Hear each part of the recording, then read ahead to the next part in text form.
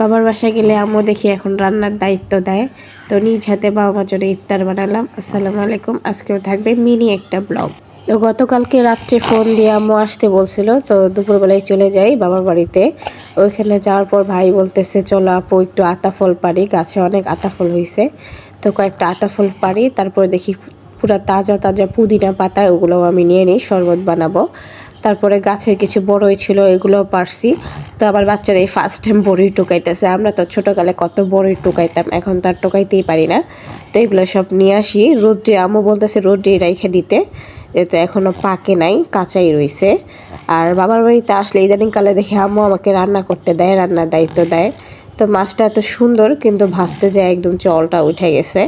যাই হোক, এদিক দিয়ে আমি এই যে শিক কাবাব বানাইতেছি।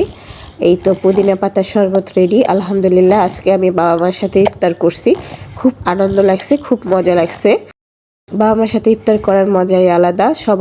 সবার উচিত তার বাবা মার সাথে একবার হলেও ইফতার করা। তো যাই হোক, আজকে দিনটা খুব খুব ভালো কাটছে। আর আমার ব্লগটা দিতে একটু দেরি হয়েছে, যেহেতু আমি রাত্রেবেলা বাসায় আসছি, আইসা মাত্র এডিট করা, তারপর ব্লগটা আর কি ছাড়া। আর বাবা বাসায় গেলে প্রত্যেকবারই বাবা আমার জন্য খাবার দিয়ে দিবে, আমি খাই আর না খাই খাবার দিবেই আমাকে।